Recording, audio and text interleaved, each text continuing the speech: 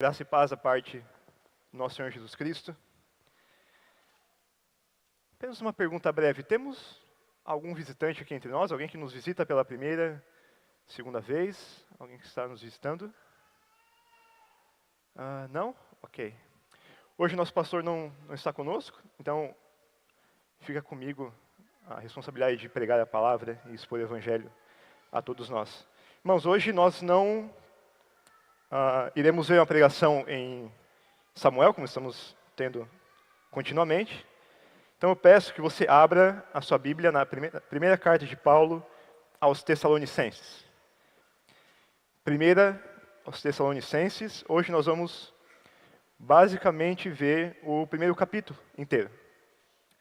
Mas, antes de nós irmos ao texto, eu chamo aqui as nossas crianças. Crianças, podem vir, por favor.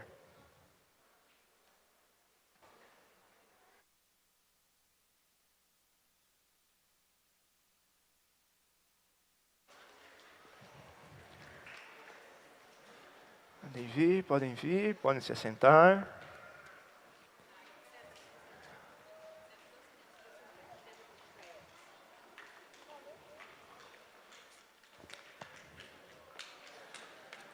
Muito bem.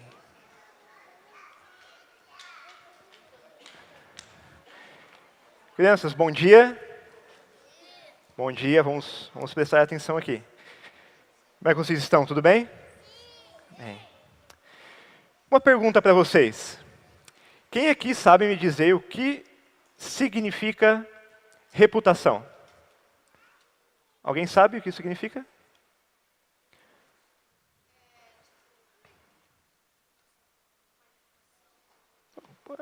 De certa forma, sim. Reputação é basicamente a fama que alguém ou alguma coisa tem perante outros. Você sabe disso? A reputação, crianças, vejam só, é o que os outros pensam de você. E não são só pessoas que têm reputação. Lugares também têm reputação. Empresas têm reputação, escolas têm reputação.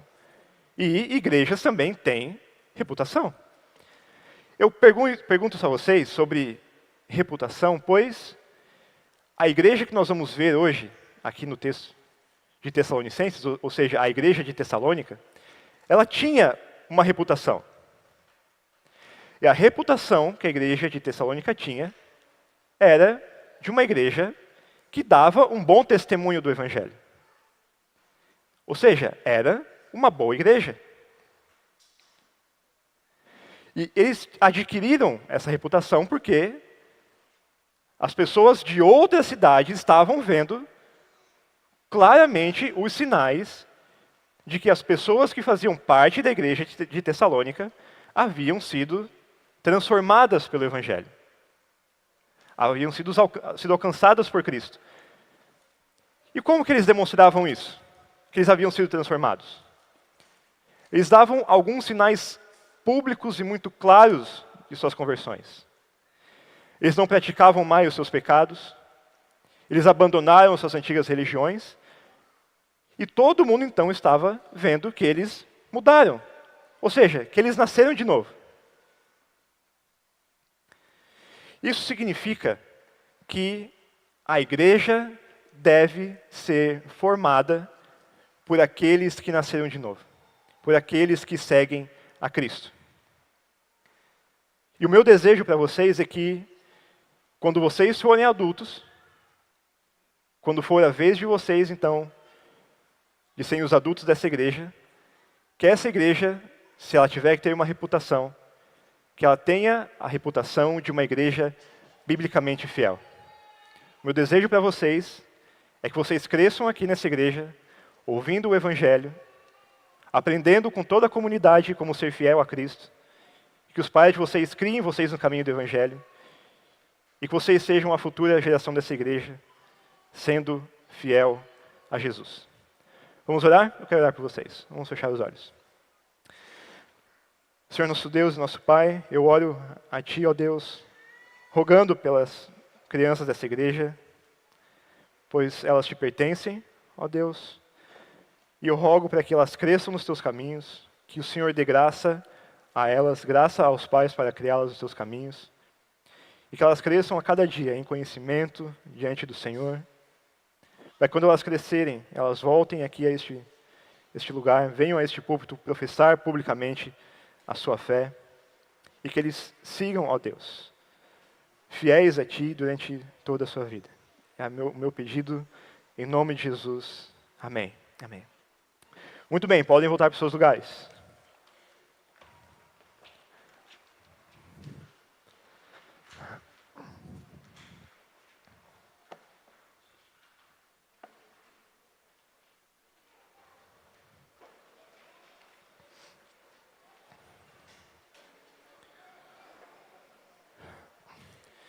Irmãos, a mensagem do Evangelho, com certeza é a mensagem mais poderosa que existe.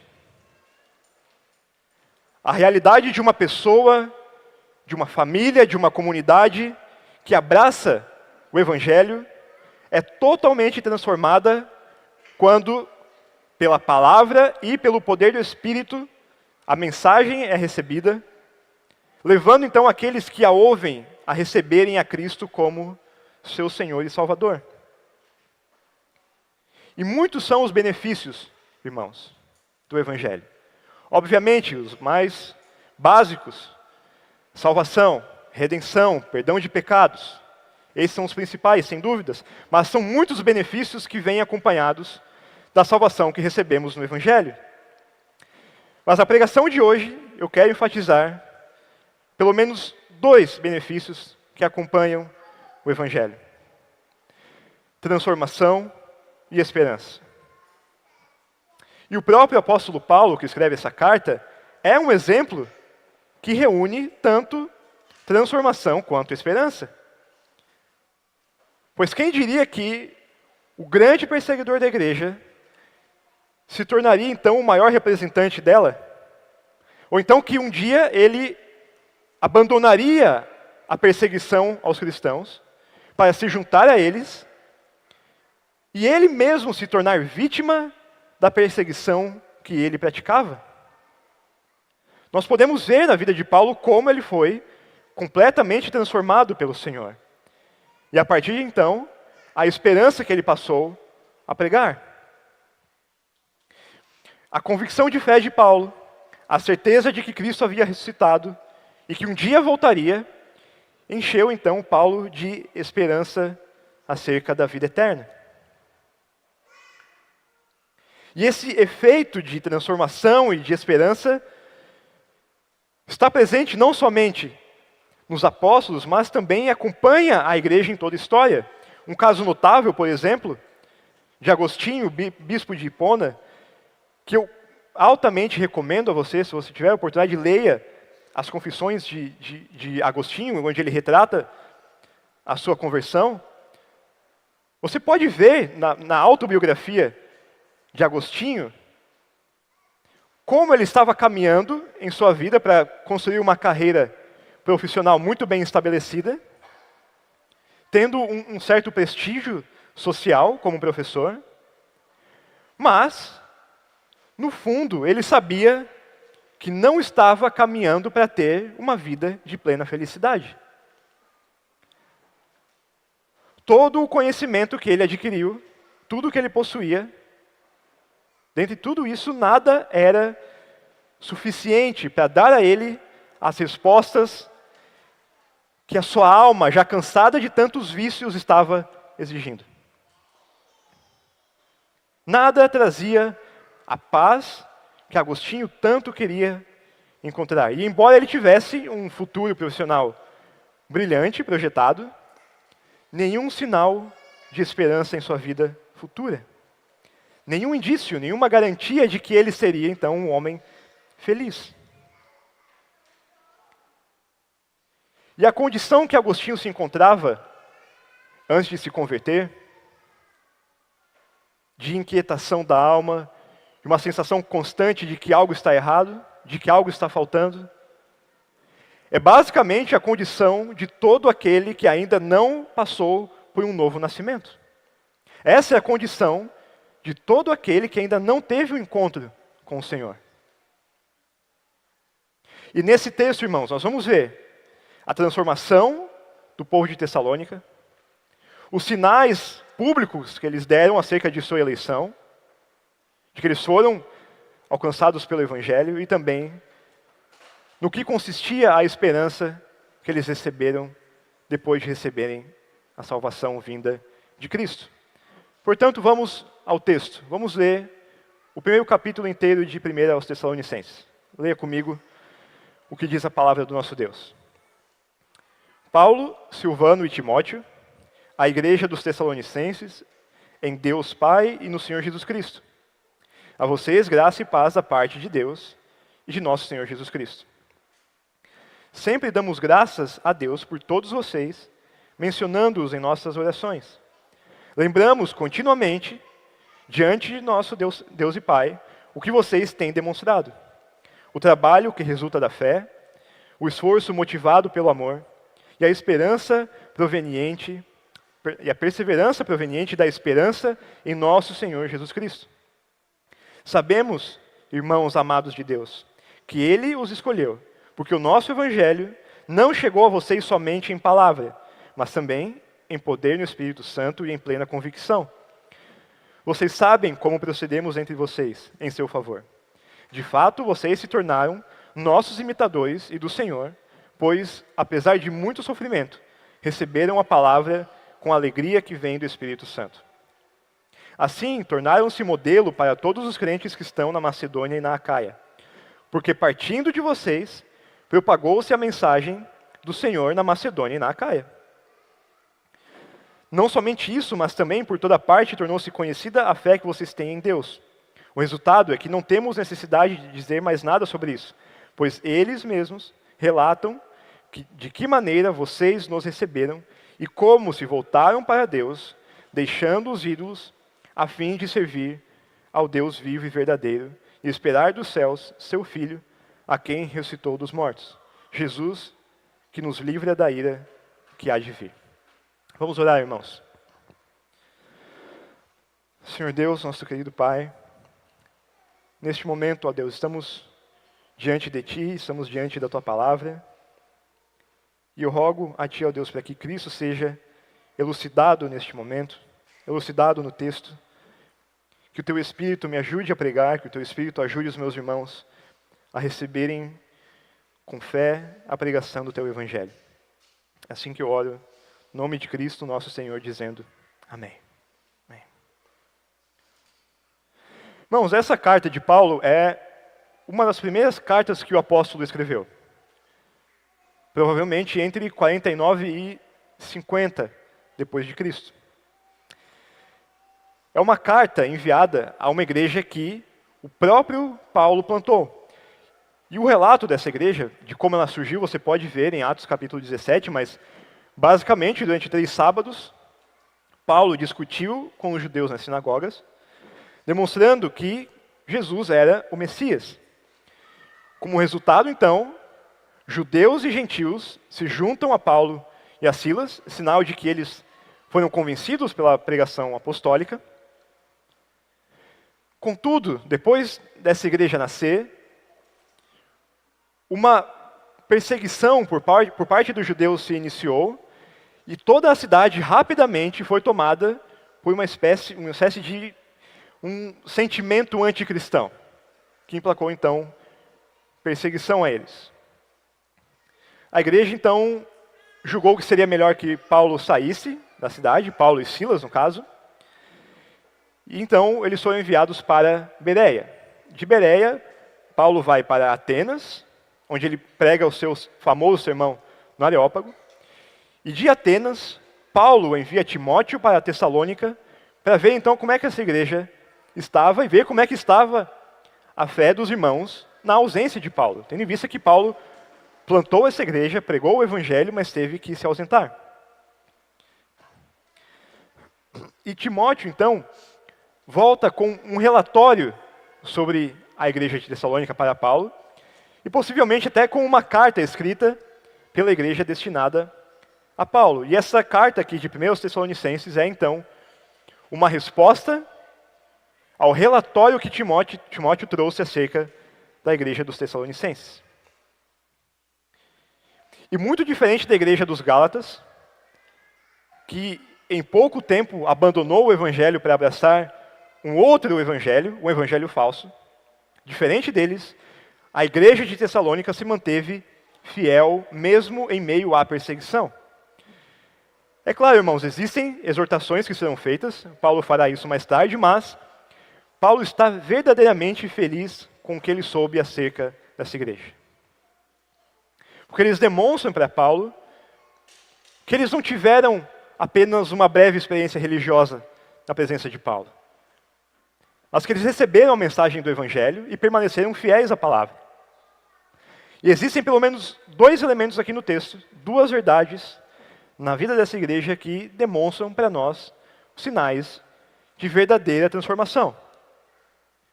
O primeiro sinal dessa igreja de que ela foi verdadeiramente transformada e alcançada pelo Evangelho é que os frutos dos membros dessa igreja confirmam a eleição deles. Nós podemos ver isso nos versículos 3 a 5. Por favor, leia comigo. Lembramos continuamente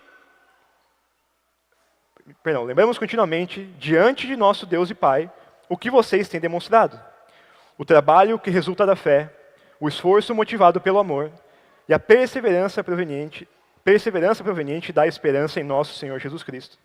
Sabemos, irmãos amados de Deus, que Ele os escolheu, porque o nosso Evangelho não chegou a vocês somente em palavra, mas também em poder no Espírito Santo e em plena convicção. Vocês sabem como procedemos entre vocês em seu favor. Aqui estão, então, irmãos, os primeiros sinais públicos e visíveis da transformação desta igreja, que confirmam a sua eleição. Repare nas atitudes que Paulo destaca aqui acerca da igreja de Tessalônica.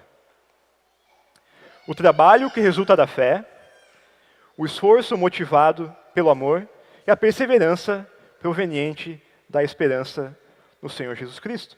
Perceba que cada atitude externa aqui mencionada está acompanhada de alguma coisa interna que nós não podemos ver.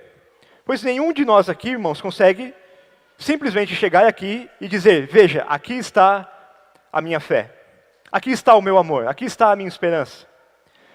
Essas coisas por si só não são visíveis. Nós não podemos ver, não podemos tocar. Mas todas elas são coisas que nós podemos demonstrar. Inclusive, a nossa fé é algo que nós não produzimos, mas que nós evidenciamos. Aliás, que nós devemos evidenciar. Pois é inevitável, irmãos, que aqueles que são salvos continuem agindo da mesma forma. Quando nós somos salvos e alcançados pelo Evangelho, nós passamos necessariamente a apresentar sinais de uma fé autêntica. E é isso que a igreja de Tessalônica tem feito. E é importante, irmãos, nós ressaltarmos aqui que cada evidência externa vem de algo interno, porque aponta para o resultado da ação de Deus no seu povo. Paulo é muito claro ao afirmar aqui a sequência das coisas. O trabalho resulta da fé, o esforço é motivado pelo amor, a perseverança vem da esperança. E esse trabalho, irmãos, por exemplo, que Paulo menciona, são as boas obras dos crentes, que, como nós sabemos, pelo próprio apóstolo Paulo, foram preparadas de antemão para nós, para que nós andássemos nelas.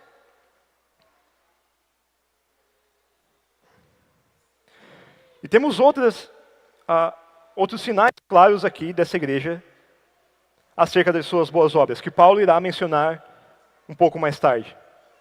Pregação do Evangelho, evangelismo, uma vida de santidade que os destacava, os separava dos incrédulos da cidade, tendo em vista que era uma cidade com um nível muito alto de paganismo, a lealdade desses irmãos a Cristo, e lealdade essa demonstrada mesmo na ausência de Paulo, que plantou essa igreja. Portanto, trabalho, sendo aqui o primeiro deles. E Paulo menciona um esforço motivado pelo amor. Veja, irmãos, que enquanto a fé e a esperança são em relação a Cristo, este esforço motivado pelo amor, este amor que é mencionado aqui, certamente é o amor de uns com os outros, o amor pelo próximo. E aqui nós vemos muito bem as duas dimensões da vida de um crente. Essa relação vertical e horizontal. Vertical em relação ao nosso Deus, e esse relacionamento horizontal do crente para com outros crentes, do crente com a igreja. E Paulo não especifica muito bem a forma com que esse amor é expressado, mas ele menciona que há um esforço no amor. E a intenção de Paulo é justamente mencionar um aspecto de dificuldade. Algo que você tem que se esforçar para fazer, como se você estivesse fazendo algo que é difícil. Paulo nos dá um pequeno exemplo, irmãos, de como nós podemos amar os outros irmãos. No capítulo 4, Paulo fala em ter uma vida tranquila, de cuidar dos seus próprios negócios, trabalhar com as próprias mãos, não depender de ninguém. E existem outros benefícios aqui, outras formas que nós podemos mencionar como manifestação de amor de um crente para com o outro no meio da igreja. Mas o ponto, irmãos, é que verdadeiramente nós precisamos nos esforçar em amar uns aos outros, pois eu sei que você pode estar pensando, neste momento, que existem pessoas, talvez na nossa igreja, talvez na comunidade da fé, de uma forma mais ampla, que você tem dificuldade de amar. Mas veja, se nós somos chamados pela palavra a fazer o bem a todos, mas especialmente aos da família da fé, especialmente os da família da fé da nossa igreja, então nós não temos escolhas, irmãos.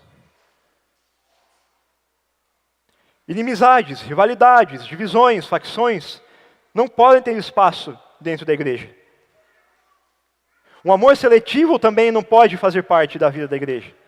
Pois uma vez que uma pessoa ou uma família é recebida como membro da nossa igreja, ela passa então a ser necessariamente alvo do nosso amor. Nós temos, irmãos, um exemplo muito claro de esforço de amor na igreja dos próprios Tessalonicenses. Tendo em vista que a igreja era formada de judeus e de gentios. Dois grupos que não tinham muita coisa em comum. Não tinham a mesma cultura, não tinham a mesma religião, não tinham os mesmos costumes. Mas ambos os grupos foram unidos como um só corpo pertencendo ao mesmo Deus. E se este elo de amor, irmãos, não estiver presente em nosso meio, a única coisa que vai nos restar é amar aqueles que se parecem conosco. Mas, repare que se um crente é chamado a amar até mesmo aqueles que lhe perseguem, quanto mais ele deve amar aqueles que compartilham da mesma fé e que têm o mesmo Senhor. Não temos escolhas, irmãos. A igreja não é um lugar de semelhantes. Por vezes, a única coisa que você vai ter em comum com a pessoa aqui da sua igreja é o fato de que vocês dois são crentes. No resto, irmãos, é muito possível que sejamos muito diferentes. Por isso que há este esforço no amor. Precisamos, obrigatoriamente, ordenados pelo nosso Deus, amar uns aos outros, ainda mais quando pertencemos à mesma comunidade. E a última atitude que Paulo menciona aqui, irmãos, é a perseverança que vem da esperança. Veja, essa perseverança é um motivo de eles continuarem firmes na fé. E não é, irmãos, por causa de um sentimento de que tudo vai dar certo no final. A esperança do crente não é essa. A de esperar, não sabendo como, que tudo vai ficar bem no final. Esta esperança rasa e abstrata não é a esperança do crente, não é por isso que ele persevera. Essa perseverança, irmãos, vem da mais absoluta certeza do triunfo do Cristo ressurreto, que um dia voltará em glória para dar ao seu povo, então, a coroa da vida. Irmãos, aqui Paulo está introduzindo um assunto que ele irá tratar ao longo da carta. E Paulo ensina essa igreja, ensina também a nós, sobre a expectativa da volta de Cristo. E sobre como os crentes devem viver enquanto eles esperam a manifestação do Filho de Deus. E se essas três atitudes estiverem aqui entre nós então conseguiremos fazer o que Paulo ordena aos filipenses sobre como pôr a salvação em prática. Porque um crente, irmãos, não é apenas um ativista religioso. Nós não podemos fazer, irmãos, separação entre as ações de um crente e as intenções de um crente. As ações externas e o coração do crente. Ambos estão contemplados aqui no Evangelho. E embora aqui a ênfase esteja sobre as suas atitudes, o coração deles não fica de fora. Pois aquilo que é interno neles também é abordado por Paulo. Por isso, alguém que crê verdadeiramente em Cristo, este irá perseverar até o fim, irá amar os seus irmãos mesmo com esforço, e assim dará para toda a igreja sinais claros acerca de sua salvação. E veja que a salvação, como Paulo diz, aponta para a eleição. É por isso que ele diz que esses irmãos, amados por Deus, foram eleitos. E Paulo estava percebendo isso. Todo esse trabalho, toda essa perseverança, esse esforço em amor, tudo isso, irmãos, parte como a resposta do homem em relação à ação de Deus que os elegeu. Estes são desdobramentos da eleição divina. Eu sei, irmãos, que talvez para alguns de nós aqui, esse tema de eleição ainda seja um tema difícil. Para alguns ainda fica muito obscuro como que se relaciona a eleição de Deus e a liberdade do crente, a eleição do Senhor e as boas obras do crentes, que as duas coisas às vezes não podem coexistir, a liberdade do homem e a eleição de Deus. Mas como um comentarista bíblico nos diz, se nós escolhemos a Cristo, é porque Ele nos escolheu primeiro. Simples assim, irmãos. Se temos fé, foi Deus que nos deu. Se amamos, foi porque Ele nos amou. Se nós o escolhemos, foi porque Ele nos escolheu. E quando nós chegamos no verso 5, se nós fizermos uma leitura rápida e talvez um pouco desatenta acerca do texto, pode parecer que Paulo fala que o Evangelho chegou a eles pelo poder do Espírito e convicção, como se a convicção fosse aqui a convicção daqueles que receberam a palavra. Mas o que Paulo diz aqui a eles, irmãos, o que ele está fazendo aqui é uma breve defesa do seu ministério, da legitimidade do ministério de Paulo e dos missionários. Tendo em vista que, neste momento, o ministério de Paulo estava sendo atacado por seus opositores. Inclusive, ele vai abordar isso no capítulo de número 2.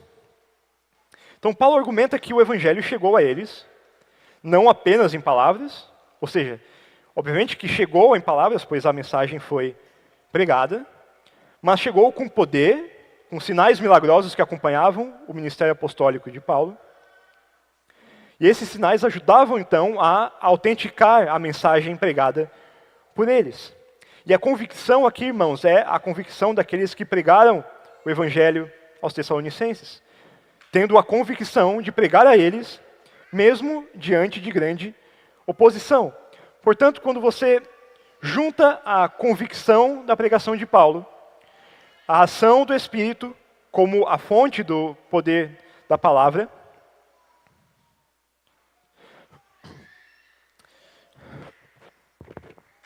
desculpe, irmãos, logo hoje eu acordei um pouco doente da garganta, perdão. Como fonte, então, o poder do Espírito como fonte do poder da palavra aplicada na vida dos crentes, dos ouvintes que receberam essa mensagem. Então você tem aqui uma boa defesa da sinceridade no ministério apostólico.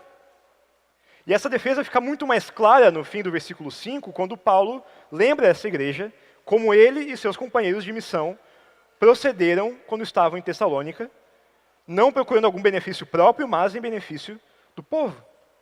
E com isso, então, Paulo conclui o seu argumento acerca da certeza que ele tem da eleição dessa igreja. Pois o ministério de Paulo não foi baseado em manipulação, não foi baseado em manipular o povo para ter, então, algum benefício obscuro, algum benefício para si próprio. Então, tendo em vista que ele tão somente pregou e enfrentou a oposição em pregar, ele defende aqui a sinceridade e a efetividade do seu ministério, tendo em vista que ele tão somente pregou a mensagem do Evangelho de Cristo, e essa mensagem foi, então, recebida. O que ele diz, basicamente, é possível ver que vocês são eleitos, pois nós não fizemos nada além de pregar. Não usamos de manipulação, não tentamos enganar vocês. E quando vocês ouviram a pregação da verdade e viram os sinais que acompanhavam a pregação, vocês foram convencidos pelo Senhor e então alcançados. Por isso, irmãos, a fé constante dessa igreja, que eles continuamente demonstravam, estava plenamente de acordo com o que Paulo diz aos Filipenses. Veja o que Paulo diz aos Filipenses e veja como essa igreja se encaixa no que Paulo diz. Não importa o que aconteça, exerçam a sua cidadania de maneira digna do Evangelho de Cristo, para que assim, quer eu vá e os veja, quer apenas ouça a seu respeito em minha ausência, fique eu sabendo que vocês permanecem firmes num só espírito, lutando unânimes pela fé evangélica, sem de forma alguma deixar-se intimidar por aqueles que se opõem a vocês. Para eles, isso é sinal de destruição. Mas, para vocês, de salvação, e isso da parte de Deus.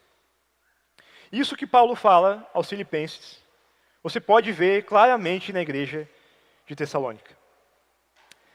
Isso implica em algum nível de perfeição dessa igreja? Obviamente que não, irmãos.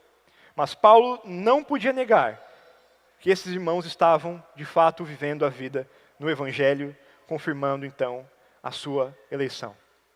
Por isso, os frutos dessa igreja, os frutos e sinais visíveis dessa igreja confirmam a sua eleição. E a segunda verdade desse texto, irmãos, nós podemos ver entre os versículos 6 e 10, pois essa igreja se tornou um exemplo de piedade. Paulo segue falando acerca da conduta deles, afirmando que eles passaram então a imitar a Paulo, a Silas e a Timóteo, e por consequência estão também imitando a Cristo. Eles não imitaram a Paulo e depois então imitaram a Cristo, como se fosse um sentido de sequência. Mas Paulo fala aqui de uma forma lógica, pois se Paulo imita a Cristo e a igreja de Tessalônica imita a Paulo, consequentemente eles estão também imitando a Cristo. E às vezes, irmãos, a palavra imitar ou imitação não é tão presente no vocabulário de Paulo em suas cartas. Ele nem sempre menciona essa palavra, mas a ideia de imitação de Cristo está muito presente no seu ministério. Inclusive, quando Paulo usa essa palavra, ele faz com que a citação, talvez a citação mais famosa acerca da imitação de Cristo, em 1 Coríntios capítulo 11, quando ele diz, tornem-se meus imitadores, como eu sou de Cristo. Provavelmente a passagem mais famosa acerca da imitação do nosso Senhor. E não faltam para nós, irmãos, ensinos bíblicos, referências que nos digam sobre como agir como Cristo agiu. O próprio Jesus falou acerca disso. Ele mesmo disse que ele nos deu o exemplo e que nós deveríamos então agir como ele. E para nós, hoje em dia, a cultura de imitação da época de Paulo não é tão presente, pois a imitação aqui, praticada entre os mestres e os filósofos, não era uma relação de transmitir conhecimento tão somente, de transmitir as suas ideias tão somente, mas de transmitir também conduta e comportamento. Então, que Paulo espremam benditos de meu Pai. Mas, para aqueles que passaram a vida inteira virando as costas para o Senhor, rejeitando a mensagem do Evangelho, para estes restará apenas a ira vindoura que Paulo menciona no versículo 10. Neste dia que Cristo for manifestado, todos, sem exceção, serão convencidos de que tudo aquilo que a Bíblia falava acerca de salvação e de condenação, acerca de céu e de inferno, de fato era verdade. Mas neste momento não haverá mais chance de mudança. Não haverá mais oportunidade neste momento. Esta ira que Paulo menciona é a ira de um Deus Santo que, neste presente momento, tem suportado com grande paciência os pecados cometidos. E que além de suportar com paciência esses pecados praticados, ainda oferece através do Evangelho aos pecadores a chance de se arrependerem dos seus erros e promete que Ele irá perdoar todos os seus pecados se eles crerem de todo o coração em seu Filho. Essa ira mencionada aqui, irmãos, é a mesma ira que Cristo recebeu quando morreu no lugar do seu povo. A aflição que Cristo sentiu no jardim do Getsêmani, pedindo ao Pai que afastasse dele este cálice, era a aflição de alguém que estava prestes a receber a punição de todos os pecados cometidos pelos eleitos do Senhor. E Cristo recebe então em si essa punição e essa ira, para que então todo aquele que crê em seu nome seja plenamente perdoado. Mas a má notícia dessa história é que, se você não estiver seguro em Cristo, no dia da manifestação do nosso Senhor, não haverá mais ninguém para receber a punição dos seus pecados. Você quer saber então por que os crentes vivem em esperança? Aqui está o motivo.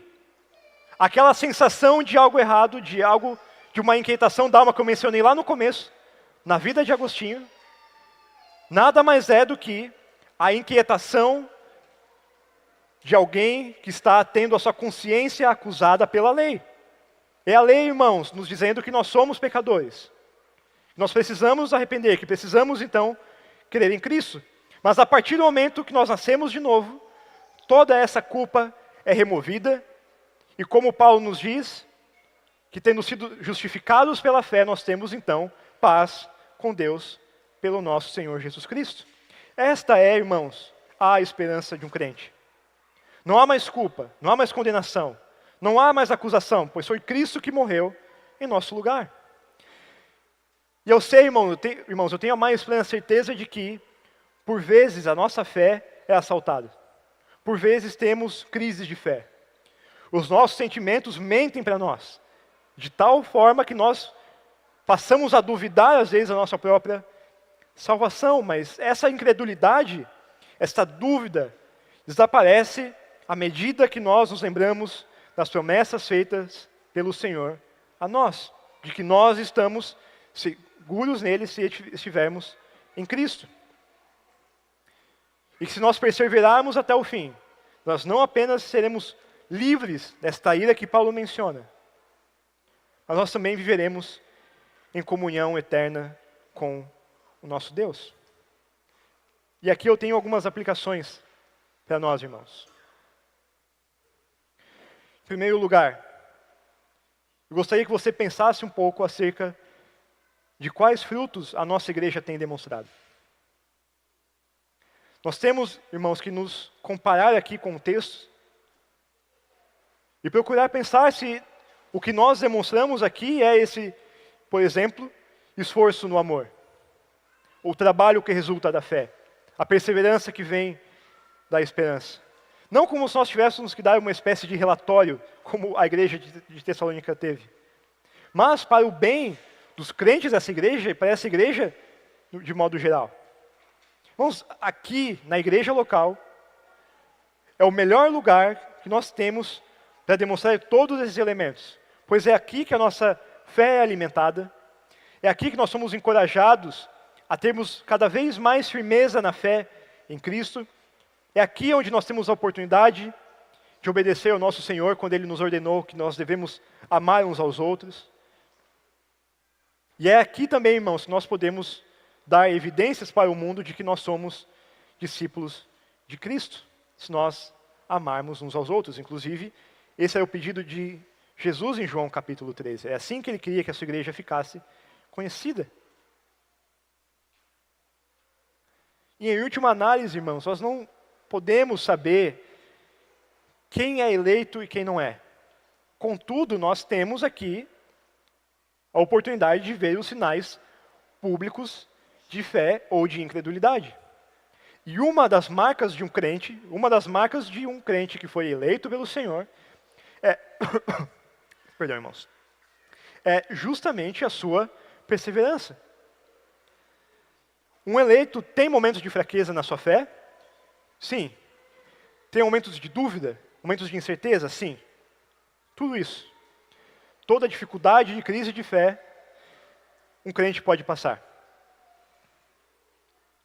Contudo, aquele que foi eleito pelo Senhor nunca irá, de forma última, abandonar a sua fé. Ele nunca vai tomar essa decisão. Ele sabe que deixar de batalhar pela sua fé seria a pior atitude que ele poderia ter na sua vida. Aquele que é eleito, irmãos, que foi salvo, persevera em Cristo até o fim. E isso eu tenho a mais plena certeza, pois a própria Escritura nos fala acerca disso. Como que nós continuamos então, irmãos, em meio a crise de fé? Confiamos em nós mesmos? Buscamos em nós a força para lutar pela nossa fé? Com que nós podemos contar então, irmãos, em momentos de crise? Somos abandonados à própria sorte? Irmãos, Cristo mesmo afirmou que Ele conhece as suas ovelhas e que ninguém pode tirá-las de suas mãos. Essa é a promessa que nós temos. De que não nós iremos terminar de cuidar da nossa fé, mas que Cristo irá nos ajudar ao longo de toda essa caminhada. Segunda aplicação para nós, irmãos. Será que a Vila da Graça, essa igreja local, poderia servir como um exemplo fiel de imitação a Cristo? Eu tenho um desafio aqui para nós, irmãos, uma proposta para nós. Uma espécie de um experimento social. Principalmente aqueles que têm filhos pequenos. Vamos fazer o seguinte. Adquira os melhores materiais acerca dos 10 mandamentos. Tudo aquilo que você puder consumir de material acerca dos 10 mandamentos, faça isso. Estude você e ensine também aos seus filhos. Os melhores livros, as melhores conferências, as melhores pregações, tudo aquilo que você puder imaginar, de uma perspectiva bíblica, reformada, acerca dos 10 mandamentos. Estude e ensine aos seus filhos. Mas com uma condição. Não pratique nenhum desses mandamentos. Não faça nada disso que você ensinou a eles. Qual você acha que vai ser o resultado desse experimento? Olha, o melhor resultado que pode sair disso é você ter filhos verdadeiramente crentes, mas que não querem ter os pais como uma referência. Irmãos, entender a palavra é tão importante quanto praticar a palavra. Nós não podemos, então, nos aproximar das Escrituras apenas de uma forma intelectual, buscando somente aprender o seu conteúdo. Todos nós aqui, irmãos, devemos nos aproximar das Escrituras com o coração disposto a obedecer o que a palavra diz, para que assim, então, a sua fé e a sua prática andem juntas. Pois nós sabemos pela palavra, irmãos, a fé não vem por causa das obras. Mas o que as Escrituras nos dizem? Que a fé sem obras é morta. Nós não podemos cair no erro, então, irmãos, de nos acharmos grandes estudiosos da palavra. Aqueles que conhecem a palavra, mas incapazes de praticá-la. Em último lugar, irmãos, última aplicação para nós. Qual você imagina que é o seu destino eterno? No começo do sermão, eu citei aqui o exemplo de Agostinho, de que ele carregava consigo aquela inquietação e a sensação de que algo estava errado. Mas veja o que ele diz, então, após a sua conversão. Palavras de Agostinho. Dize-me, por compaixão, Senhor meu Deus, o que és tu para mim? Dize a minha alma, eu sou a tua salvação. Dize de forma que eu te escute. Os ouvidos do meu coração estão diante de ti, Senhor. Abre-os e diz a minha alma, eu sou a tua salvação. Correrei atrás dessas palavras e te seguirei. Não escondas de mim a tua face, que eu morra para contemplá-las e não para morrer. Essa confissão aqui, irmãos, é a confissão de um homem que durante um bom tempo de sua vida não conhecia a graça de Deus.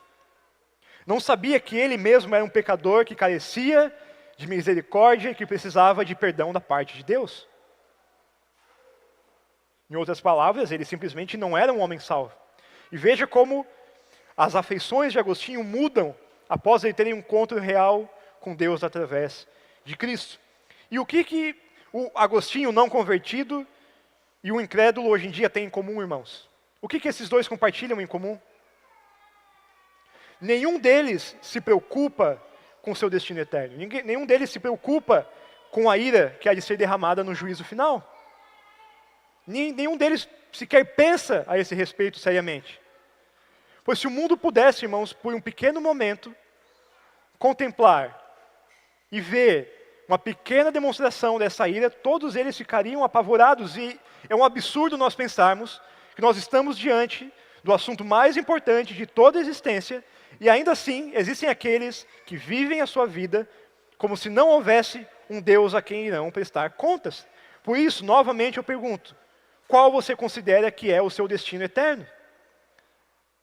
Paulo passa um bom tempo deste capítulo aqui falando acerca de bom exemplo de fé.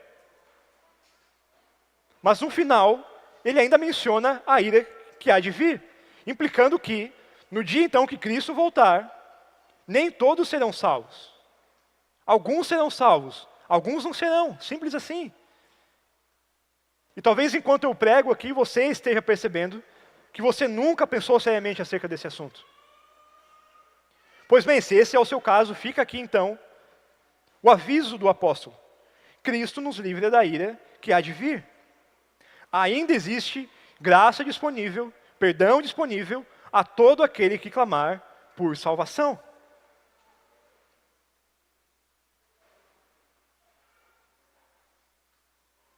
E se nós que estamos aqui, irmãos, que fazemos parte dessa igreja, tivermos que dar um testemunho público acerca da nossa igreja, se nós tivermos que fazer com que ela tenha qualquer reputação, que a reputação dessa igreja seja tão somente que ela é formada por pecadores, que foram salvos, que creem verdadeiramente em Cristo, que perseveram em fé e que demonstram a cada dia que são de fato eleitos por Deus e que imitam a Cristo com fidelidade. Irmãos, que essa seja a nossa realidade, de contínua perseverança no nosso Deus, de contínua confissão de pecados, como nós fazemos aqui em todo culto. Que não nos falte, irmãos, encorajamento de uns aos outros, o amor de uns aos outros, para que nós então possamos correr a corrida que nos é proposta no Evangelho, para que quando Cristo for manifestado, irmãos, possamos ouvir o seu chamado, de nós sendo tomados por Ele, para o nosso destino eterno, onde ali sim, nosso estado eterno, não enfrentaremos mais crises de fé, não teremos mais dificuldades em nossa caminhada de fé, não teremos mais dúvidas acerca da nossa condição como salvos. Mas até esse dia, irmãos, que vivamos com perseverança, principalmente encorajando uns aos outros na fé. Vamos orar, irmãos. Senhor Deus e Pai, Pai de Cristo, nosso Senhor, Gratos somos a Ti, ó Deus, pela Tua bondade, pela Tua graça que nos alcançou, porque o Senhor foi quem mudou o nosso coração, foi o Senhor quem nos chamou, o Senhor nos atraiu até Ti, nos revelou a Cristo, ou melhor, revelou Cristo a nós. E agora, ó Deus, sabemos que, porque cremos no Teu Filho, porque o confessamos como nosso Senhor e nosso Salvador, nós temos paz contigo. Não há mais ira sobre nós, ó Deus. Não por aquilo que nós fizemos, mas pelos méritos de Cristo que pagou por nossos pecados. Que o Senhor nos ajude a cada dia, ó Deus, vivermos de acordo com a Tua palavra. Que vejamos na igreja de Tessalônica bons exemplos de fé, ó Deus. E nós humildemente te pedimos para que o Senhor nos conceda a mesma graça que o Senhor concedeu a eles, para que possamos, então, seguir a Cristo com fidelidade. É assim que nós oramos, em nome de Jesus, dizendo amém. Amém. Amém, irmãos, que Deus os abençoe.